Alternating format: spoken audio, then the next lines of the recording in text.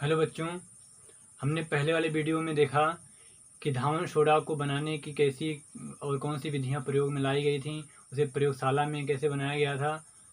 जैसे पहली विधि हमारी थी प्रयोगशाला विधि बनाने की, दूसरी विधि हमारी क्या थी, लीब्लाग विधि, दूसरी और तीसरी लास्ट वाली विधि हमारी थी साल्वेकी सोडा अमोनिया विधि। तो इन विधियों को देखने के बाद हमने धावन सोडा प्राप्त कर लिया था। अब इस धावन सोडा के क्या क्या भौतिक गुण हैं, क्या क्या रासायनिक गुण हैं और क्या क्या इसके उपयोग हैं, इसको इस वीडियो में देखते हुए अगर टाइम मिला तो अगले वाले राउंड को भी हम लोग साथ में ही देख लेंगे। तो आइए एक बार साल्वे की या पूरी भी जो भी हमने पढ़ा है एक बार 2 मिनट में रिवाइज कर लेते हैं कि क्या क्या धावन सोडा में हमने पढ़ा है, क्योंकि यह बहुत ही महत्वपूर्ण है। परीक्षा की दृष्टि से अक्सर पूछ लिया जाता है। आइए, तो धावन सोडा हमारा क्या था, रिवीजन कर रहे हैं हम लोग। धावन सोडा क्या था, जल्दी जल्दी बोलिएगा। Na2CO3.10H2O था हमारा धावन सोडा। क्या था, Na2CO3.10H2O था। प्रयोगशाला में हमने कैसे बनाया था इसे, प्रयोगशाला में कैसे बनाया था, प्रयोगशाला में हमने कैसे बनाया था, सोडियम हाइड्रोक्साइड के जलीय विलयन में, सोडियम हाइड्रोक्साइड के जलीय विलयन, जलीय विलयन मतलब एक्वस, इसमें हमने CO2 गैस प्रवाहित किया था तो हमें क्या मिल गया था, सोडियम कार्बोनेट मिल गया था और प्लस जल मिल गया था। 2 Na वहाँ पे 2 Na, ठीक है। आप समझ पा रहे हैं कि सोडियम कार्बोनेट कौन कौन से मिला, Na2CO3 और H2O मिल गया। अब आपके दिमाग में आया होगा कि ये अभिक्रिया ऐसे कैसे हो गई, ये कैसे बन गया, ये अभिक्रिया आपकी कैसे हो गई, ये कैसे बन गया। तो सोडियम हाइड्रोक्साइड क्या है आपका, ये आपका क्षार है, ये क्या है आपका क्षार। और हमने बताया था कि CO2 क्या होता है, ये अम्ल की तरह व्यवहार करता है, यह क्या होता है, अम्लीय होता है। और ये CO2 मिलता कहाँ से हमें है, कार्बोनिक अम्ल से, जो H2O और CO2 के रूप में पाया जाता है। तो ये हमारा अम्ल हो गया, ये एक क्षार हो गया। तो अम्ल क्षार की अभिक्रिया से क्या बनता है, लवण तथा जल बनता है, Na2CO3। ये क्या हमारा लवण और क्या बन गया साथ में जल, इसी का नाम क्या है आपका सोडियम कार्बोनेट। इसे हमने उचित मात्रा में जल मिला करके धावन सोडा को प्राप्त कर लिया था। तो ये हमारे बनाने की प्रयोगशाला विधि थी। अगली जो औद्योगिक विधि थी, औद्योगिक विधि, उसमें आपने पहला पढ़ा था लीब्लाग विधि, लीब्लाग विधि। क्या पढ़ा था, लीब्लाग विधि।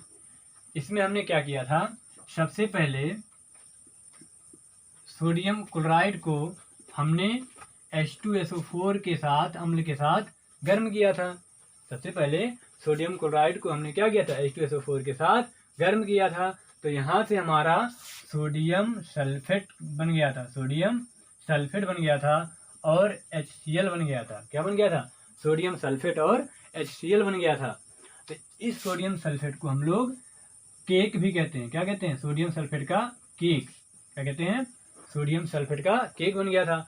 फिर इसको क्या किए थे आप, इसको आप कार्बन और चूना पत्थर के साथ गर्म किए थे। तो कार्बन के साथ जब गर्म करेंगे तो कार्बन के साथ गर्म करने पर इसका अपचयन हो जाता है। क्या हो जाता है, आप याद रखिए, जब भी कभी कार्बन के साथ अभिक्रिया होगी तो उसका अपचयन हो जाता है।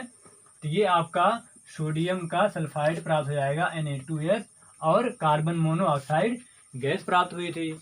और फिर इस सोडियम सल्फाइड को हमने क्या किया था, Na2S को कैल्शियम कार्बोनेट जो कि चूना पत्थर होता है इसके साथ गर्म किए थे।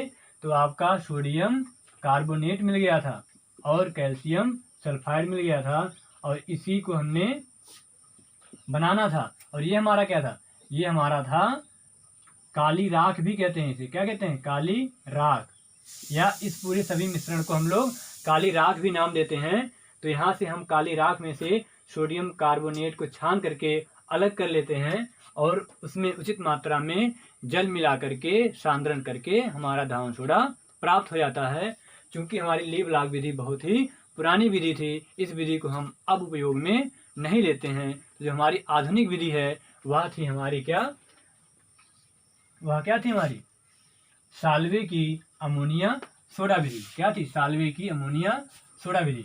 तो हमारी जो दूसरी विधि थी साल्वे की अमोनिया सोडा विधि, उसमें हमने सिद्धांत में क्या क्या देखा था। उसमें जो हमारा सिद्धांत था वो क्या था, हमने सबसे पहले अमोनियम हाइड्रोक्साइड में CO2 प्रवाहित किया था, तो वहाँ से हमें अमोनियम बाइकार्बोनेट प्राप्त हुआ था।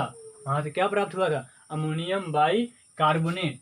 और फिर इस अमोनियम बाइकार्बोनेट की क्रिया हमारी NaCl से हुई थी, ब्राइन से हुई थी, तो यहाँ से हमें सोडियम का बाइकार्बोनेट मिल गया था। केवल अमोनियम के स्थान पे सोडियम लग गया और प्लस NH4Cl भी मिल गया था। नौसादर भी कहते हैं इसे, या अमोनियम क्लोराइड भी कहते हैं। फिर इस सोडियम बाइकार्बोनेट को हमने केवल गर्म कर दिया था, तो हमें यहाँ से सोडियम कार्बोनेट मिल गया था, सोडियम कार्बोनेट मिल गया था, जल और CO2 गैस। तो अमोनियम, ये पहली अभिक्रिया क्यों हो रही है, थोड़ा ध्यान से देखिए। ये अमोनियम हाइड्रोक्साइड ये आपका क्षार है और CO2 आपका अम्ल है। तो आप देख पा रहे हैं कि ये एक अम्ल क्षार अभिक्रिया है जो लवण तथा जल बनाएगी। यानी जो लवण बन गया ये क्या बन गया, लवण। अब इस लवण का NaCl के साथ क्या हो गया, अभिक्रिया हो गया। अब यह अभिक्रिया क्यों हो रही है, क्योंकि जो अमोनिया है और ये Na कहाँ से आया होगा, सोडियम हाइड्रोक्साइड से आया होगा। तो अमोनिया और NaOH में यानी सोडियम हाइड्रोक्साइड में NaOH प्रबल, ये कैसे बना होगा, ये NaOH था और ये क्या था, HCl था, और ये क्या था, अमोनिया था। तो ये और ये दोनों क्षार हैं, लेकिन ये क्या, दुर्बल क्षार, ये प्रबल क्षार है। तो जो प्रबल क्षार है यह पहले इस दुर्बल क्षार को अलग कर देगा। इसने इसे अलग कर दिया तो सोडियम बाइकार्बोनेट बन गया। यानी एक प्रकार से ये भी अम्ल क्षार अभिक्रिया ही है। फिर इसको हमने गर्म कर दिया, तो गर्म करने पर आप ये ध्यान दीजिए, जहाँ भी CO3 दिखे आपको, जहाँ भी आपको CO3 दिखे, तो आप अगर उसको गर्म करेंगे तो वहाँ से CO2 गैस निकल जाती है, CO2 गैस निकल जाती है। जहाँ भी आपको CO3 दिखे, देखिए इसे गर्म करने पे हमारा CO2 गैस जरूर निकलेगा। तो ये आपकी अभिक्रिया थी सिद्धांत में। इसके बाद आपका जो पूरा विधि थी, उस विधि में क्या था, सबसे पहले आपने क्या देखा था, एक टैंक देखा था, संतृप्तकारी टैंक। यहाँ से आपका फिल्टर था, फिल्टर से होते हुए कार्बोनेटिंग टावर में गए, कार्बोनेटिंग टावर से हमने निर्वात फिल्टर में गया, फिर निर्वात फिल्टर से हम लोग अमोनिया पुनः प्राप्ति टैंक में गए, और अमोनिया पुनः प्राप्ति टैंक में जाने के लिए हम लोग क्या किए थे, अमोनिया पुनः प्राप्ति टैंक में जाने के लिए यहाँ की चूने की भट्टी से कैल्शियम हाइड्रोक्साइड को लिए थे, कैल्शियम हाइड्रोक्साइड को, और यहाँ से जो CO2 गैस निकली थी उसे यहाँ भेजा था, और जो अमोनिया प्राप्त हुई थी उसे हमने इस टैंक में भेजा था, और इसमें हमारा ऊपर से ब्राइन आ रहा था। तो आप ऐसे ऐसे जल्दी जल्दी आप बना लीजिएगा, रफ में 2-4 बार प्रैक्टिस करेंगे आपको भी ऐसे याद हो जाएगा। क्या क्या, संतृप्तकारी टैंक से हमें फिल्टर लगाना है, वहाँ पे अशुद्धियों को छानना है, फिर वहाँ से कार्बोनेटिंग टावर में जाना है, जहाँ पे कार्बोनेटीकरण होगा, अभिक्रियाएँ होंगी, वहाँ से जो भी प्राप्त होगा उसे हम लोग निर्वात पंप से या निर्वात फिल्टर से छान करके बचे हुए द्रव को मातृ द्रव कहते हुए अमोनिया प्राप्ति टैंक में भेज देंगे, जहाँ पे कैल्शियम हाइड्रोक्साइड यहाँ से आएगा, और वह कहाँ से मिलेगा, चूने की भट्टी से मिलेगा, जो CO2 गैस देता है। CO2 गैस को हम लोग यहाँ भेज देंगे, और यहाँ से हमें अमोनिया पुनः मिल जाएगी। उस अमोनिया को हम लोग इस संतृप्तकारी टैंक में भेज देंगे। इसका नाम ही अमोनिया सोडा विधि है। क्यों? क्योंकि इसमें अमोनिया का प्रयोग होकर के हमें सोडा मिल रहा है। यह विधि हमें बहुत अच्छी लगी, या वैज्ञानिकों को बहुत अच्छी लगी। क्यों? क्योंकि इसमें जो अमोनिया लग रही है वह फिर से प्राप्त कर ली जाती है। यह बहुत ही सरल और अच्छी और सस्ती विधि है, इसलिए इसका आधुनिक विधि के रूप में प्रयोग किया जाता है। तो जल्दी जल्दी देखते हैं क्या क्या क्रियाएँ हुई थी। तो पहला, संतृप्तकारी टैंक में क्या क्या क्रिया हुई थी।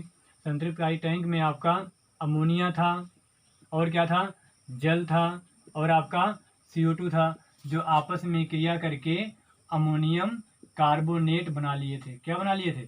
Ammonium carbonate. क्रिया अमोनियम कार्बोनेट ने जो हमारी अशुद्धियाँ थी, कौन कौन सी, MgCl2 और CaCl2, MgCl2 और CaCl2, इनके साथ क्रिया कर लिया था, इनके साथ क्रिया कर लिया था, और इन्हें अलग कर दिया था, इन्हें क्या कर दिया था, अलग कर दिया था, Mg इन्हें क्या किया था, अलग कर दिया था। और यहाँ से हमारा क्या बन गया था, अमोनियम क्लोराइड बन गया था। क्या बन गया था, अमोनियम क्लोराइड बन गया था, यही ना, अमोनियम क्लोराइड बन गया था। तो इन दोनों को हमने छान करके अलग कर लिया। अब जो हमारा विलेन बचा वो यहाँ से आया, यहाँ से हमने इनको छान के अलग किया। तो जो यहाँ जा रहा है, यहाँ आपका 5 चीज़ है। कौन कौन है, अमोनिया है, और क्या है, CO2 है, और क्या है आपका जल है, और क्या है NaCl है, और इसके बाद एक नया मिल गया क्या, NH4Cl, अमोनियम क्लोराइड मिल गया। ये 5 चीज़ें यहाँ पे जा रही हैं।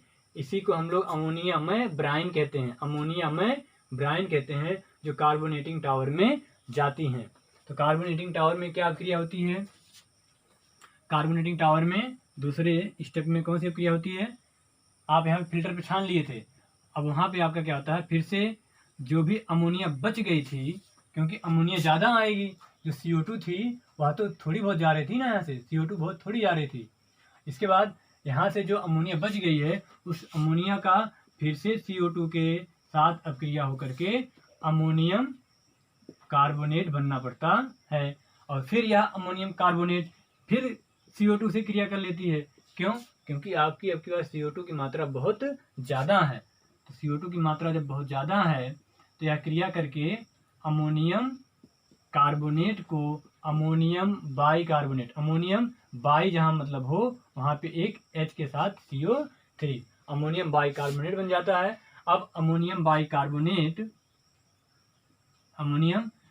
कार्बोनेट क्या किया था, NaCl के साथ, जो हमारा विलेन में NaCl था उसके साथ क्रिया करके सोडियम बाई कार्बोनेट और नौसादर बना लिया था, या सोडियम क्लोराइड बना लिया था। अब हमारे विलेन में केवल 3 चीज़ें मिलेंगी, ये 3 चीज़ें, क्योंकि ये तो ख़त्म हो गया यहाँ से, और जो CO2 फाजिल हो गई वह CO2 यहाँ से निकल गई, जो अमोनिया फाजिल हो गई वह भी यहीं से निकल गई। अब आपका बचा ये तीनों, इन तीनों में अगर ये बच गया तो ये भी थोड़ा बहुत रह जाएगा, क्योंकि ये तो टूट करके सोडियम कार्बोनेट बना रहा है ना, सोडियम बाई कार्बोनेट। लेकिन अगर थोड़ा बहुत रह गया तो वह भी इन दोनों के साथ रह जाएगा। तो यानी आपको यहाँ से 3 चीज़ें मिली, ammonium bicarbonate, sodium bicarbonate और अमोनियम क्लोराइड। इन्हें हम लोग छान करके अलग कर लेते हैं। यहाँ पे आपका निर्वात फिल्टर था, तो इसमें से हमारा सोडियम बाई कार्बोनेट फिल्टर होके अलग हो जाता है, और इन सब को हम लोग आगे भेज देते हैं, जहाँ से आपको पुनः अमोनिया प्राप्त हो जाती है।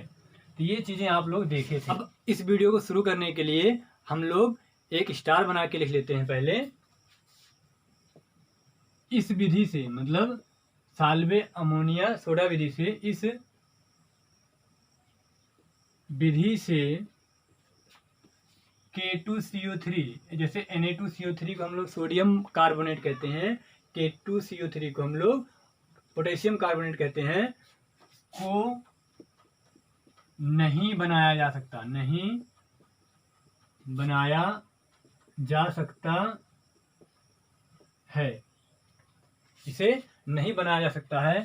क्यों, क्योंकि यह कब बनेगा, जब हमारा पहले बाइकार्बोनेट बनेगा, इसका पोटेशियम का बाइकार्बोनेट, क्योंकि हमारा सोडियम बाइकार्बोनेट बना था उसको हमने फिल्टर किया था।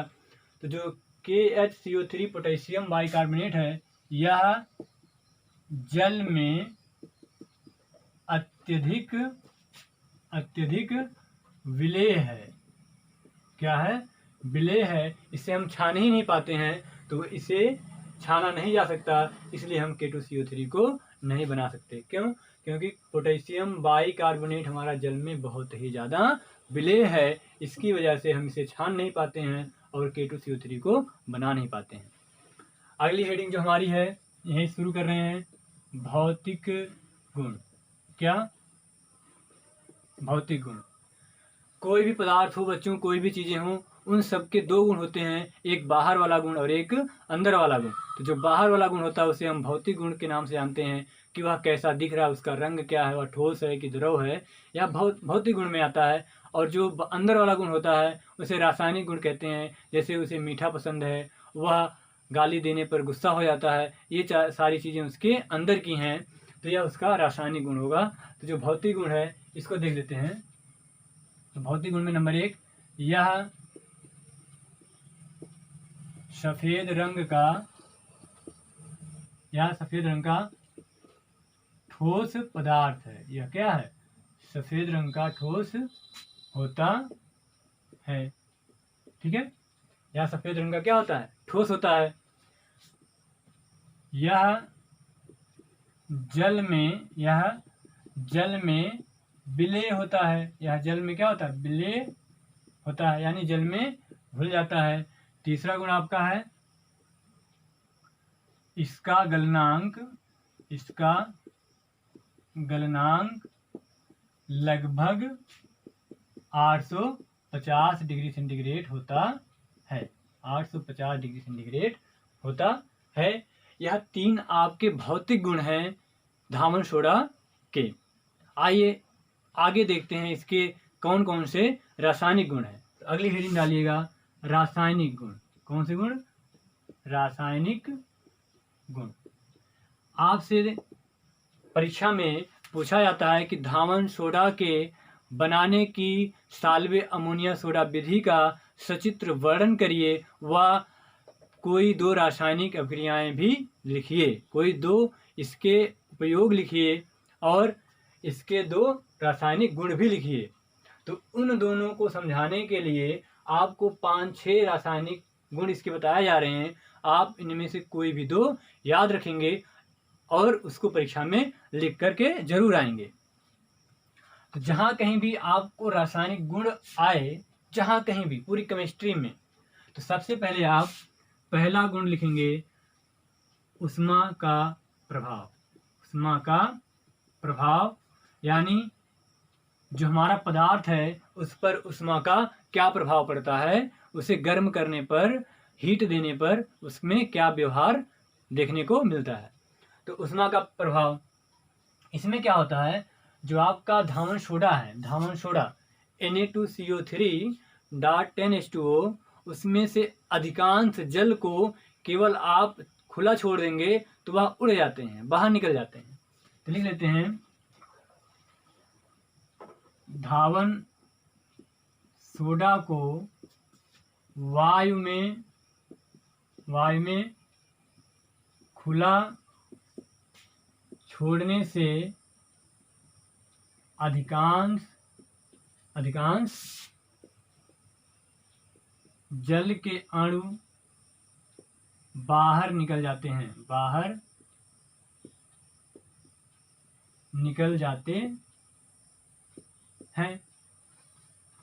तो आपका जो धावन सोडा है वह Na2CO3.10H2O है। तो जब आप इसे वायु में खुला छोड़ेंगे, वायु में खुला छोड़ने पर तो जो इसका अधिकांश जल है ये अपने आप बाहर निकल जाएगा। तो बचेगा क्या?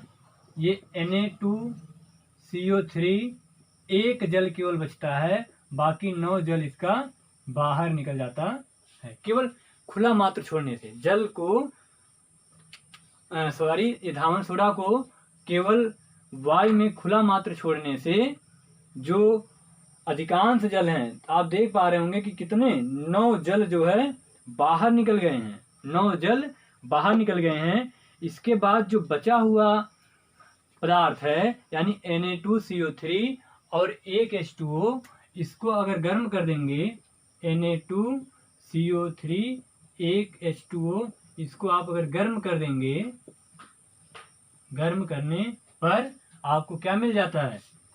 Na2CO3 मिल जाता है और जो जल बचा है वह भी निकल जाता है। इसे निर्जल सोडियम कार्बोनेट कहते हैं, सोडियम कार्बोनेट कहते हैं। ठीक है, तो ऊष्मा का प्रभाव आपने देखा क्या कि धावन सोडा को केवल वायु में खुला छोड़ने से ही जो अधिकांश जल हैं वह बाहर निकल गए हैं, और जो बचा हुआ पदार्थ है उसे गर्म कर दें तो जो हमें सोडियम कार्बोनेट मिलता है उसमें कोई भी जल का अणु नहीं बचता, वह हमें निर्जल सोडियम कार्बोनेट के रूप में मिल जाता है। आइए इसका रासायनिक गुण का दूसरा देखते हैं क्या है।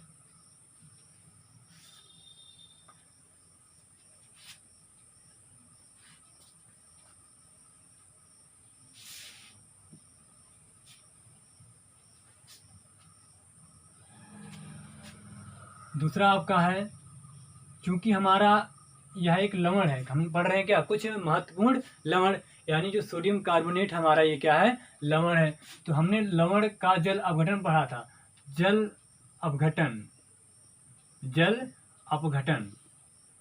दूसरा हेडिंग क्या हो जाएगा हमारा, जल अपघटन। चूंकि हमारा लवण है तो इसको अगर हम जल में घोलें, इसका अपघटन कराएं, तो हमें क्या प्राप्त होगा, कैसा विलयन प्राप्त होगा, उसको देख लेते हैं।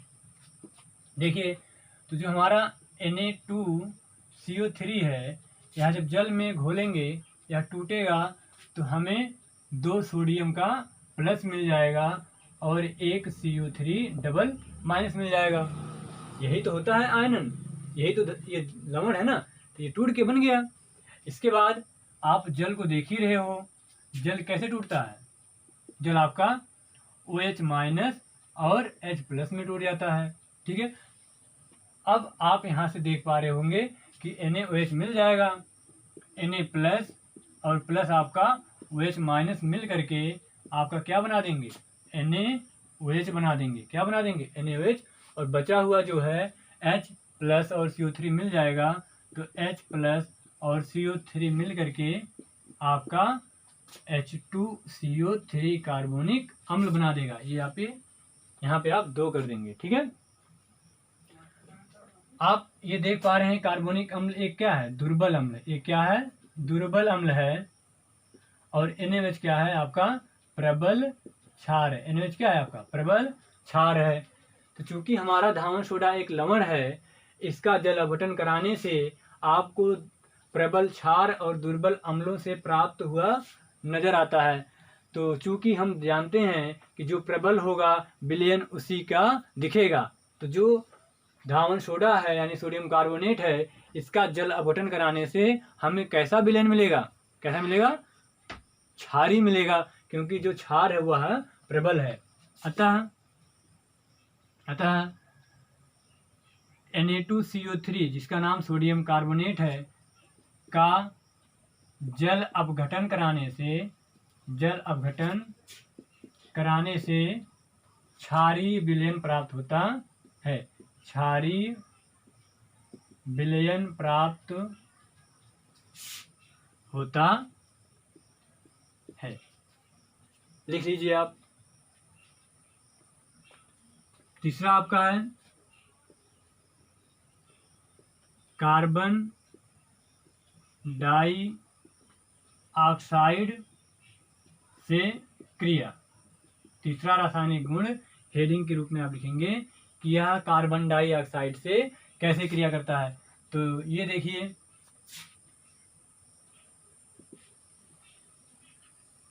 सोडियम कार्बोनेट के जलीय विलयन में, सोडियम बहुत इंपॉर्टेंट है ये, सोडियम कार्बोनेट के जलीय विलयन में CO2 गैस प्रवाहित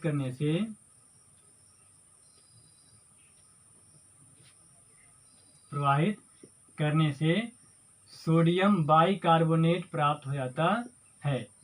सोडियम बाइकार्बोनेट प्राप्त होता है। यह बहुत ही इम्पॉर्टेंट है, यह बहुत ही इम्पॉर्टेंट है। सोडियम Na2CO3 के जलीय विलयन में, जल हो गया, में CO2 गैस प्रवाहित करने से सोडियम बाइकार्बोनेट, हमने बाई के लिए कहा था कि एक H के साथ CO3, तो यहाँ पे 2 Na है तो 2 Na लगा दीजिए।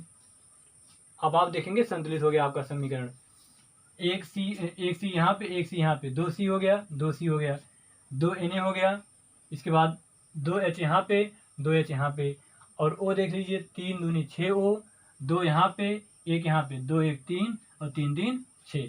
तो ये आपका सोडियम कार्बोनेट है, ये आपका सोडियम कार्बोनेट है, जबकि ये आपका सोडियम बाइकार्बोनेट है, सोडियम बाइकार्बोनेट है। आपने इससे पहले देखा था कि इसे गर्म करके हमने इसे बनाया था। इसे गर्म करके सोडियम बाइकार्बोनेट ही तो हमें मिला था साल्वे अमोनिया प्रोसेस में। इसे हमने गर्म करके ये बनाया था और फिर से इसे हमने जल में घोल करके CO2 गैस प्रवाहित करके फिर से ये प्राप्त कर लिया। तो यानी ये इतनी इम्पोर्टेंट अभिक्रिया है कि आपको याद ही होनी चाहिए कि अगर सोडियम कार्बोनेट को जल में घोल कर CO2 गैस प्रवाहित करोगे तो सोडियम बाइकार्बोनेट मिलेगा, और सोडियम बाइकार्बोनेट को अगर गर्म कर दोगे तो फिर से हमें सोडियम कार्बोनेट प्राप्त हो जाएगा।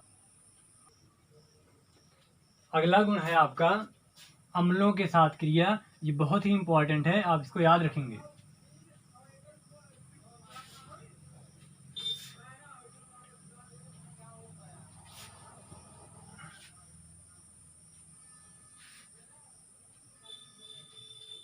चौथा है आपका अम्लों के साथ क्रिया। अम्लों के साथ क्रिया।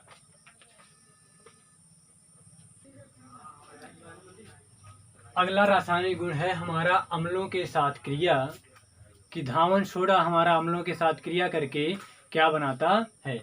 यह क्रिया 2 पदों में होती है। यह क्रिया कितने पदों में? यह क्रिया 2 पदों में होती है। आपका ये धावन सोडा था, Na2CO3 था। इसका जब किसी अम्ल के साथ, मान लीजिए HCl अम्ल के साथ क्रिया करा रहे हैं, तो हमारा यहाँ से सबसे पहले बाइकार्बोनेट बनता है। सोडियम कार्बोनेट से सोडियम बाइकार्बोनेट बनता है। तो आप देख पा रहे होंगे ये H इससे मिलेगा और एक Na यहाँ से निकल जाएगा, NaCl बन जाएगा। NaCl बन जाएगा। तो आपका सोडियम बाइकार्बोनेट यह मिला। फिर अब यह सोडियम बाइकार्बोनेट का दोबारा इस HCl से क्रिया होगा, तो आपको NaCl मिल जाएगा। क्या मिल जाएगा? NaCl मिल जाएगा और जल मिल जाएगा और H2O के साथ CO2 गैस भी मिल जाएगा। क्यों? क्योंकि आप जान रहे हो जो Na2CO3 है यह कैसा होता है? क्षारीय होता है।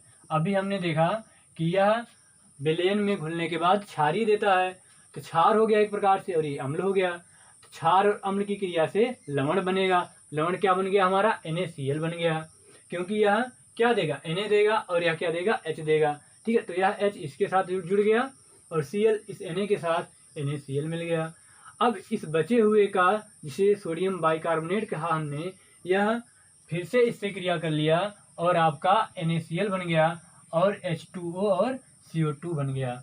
यह आपका अम्लों के साथ क्रिया था। जो आखिरी गुण है आपका वो है धात्विक कार्बोनेटों का अवक्षेपण। धात्विक कार्बोनेटों का अवक्षेपण। जैसे अभी हमने देखा था, जो बनाने की विधि हमने ली ब्लॉक विधि पढ़ रहे, ली ब्लॉक के बाद जो हमने साल्वे अमोनिया विधि पढ़ी थी, उसमें हमारा अशुद्धि के रूप में क्या था? MgCl2 था और क्या था? CaCl2 था। तो इन अशुद्धियों को हमने कैसे अलग किया था? इसका कार्बोनेट बना करके। तो ये है क्या? ये धातु है, कैल्शियम और मैग्नीशियम क्या है? धातु है। और ये पूरे कैल्शियम क्लोराइड और मैग्नीशियम क्लोराइड को हम लोग लवण कहते हैं। तो इन धात्विक लवणों को हम लोग इस धातु को अवक्षेपित कर लेते हैं। इसको क्या कर लेते हैं? अवक्षेपित कर लेते हैं, अलग कर लेते हैं। आइए इसको देख लेते हैं कैसे होता है ये। धात्विक लवणों को सोडियम कार्बोनेट के साथ क्रिया कराने पर